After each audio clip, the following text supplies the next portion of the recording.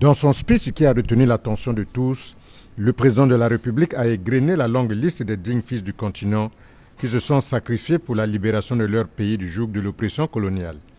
Denis Sassou Nguesso a salué la mémoire d'Amilcar Cabral, ce grand héros de la lutte de libération en Afrique assassiné en 1973. Aux candidats à la gloire et aux prétendants à l'immortalité, un grand sage disait, je cite, « Considère qu'il est dans ta main de vivre éternellement. À toi de devenir célèbre en t'attelant à des prouesses. Travaille pour devenir un signe, soit dans les armes, soit dans les lettres, soit dans la politique, et soit éminent dans la vertu, sois un héros et tu seras éternel. Ne fais aucun cas de la vie matérielle.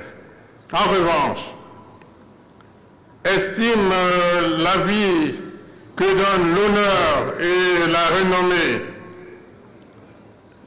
et entends cette vérité. Les grands hommes ne meurent jamais. Fin de citation. Pour le chef de l'État congolais, le nom d'Amilcar Cabral restera gravé à jamais en lettres d'or sur le fronton du panthéon des dignes filles du continent qui ont payé au prix du sang leur engagement anticolonialiste. En même temps, il a salué les femmes africaines qui ont accompagné les hommes dans ce combat, notamment Chimpavita, Winnie Mandela et Myriam Makeba.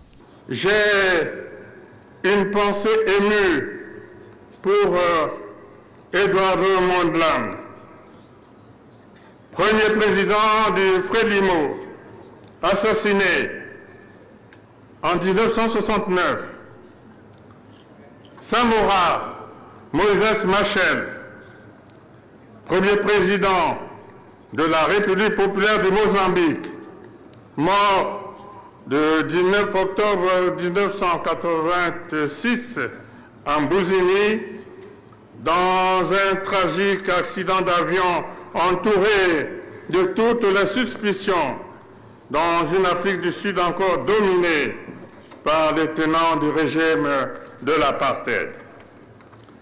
Emery Patrice Lumumba, Premier ministre de juin à septembre 1960, l'un des principaux artisans de l'indépendance de la République démocratique du Congo, assassiné en janvier 1961 à l'âge de 35 ans.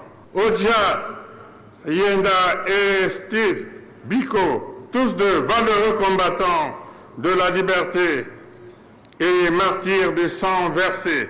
Marien Ngouabi, président de la République populaire du Congo, mon pays, assassiné le 18 mars 1977.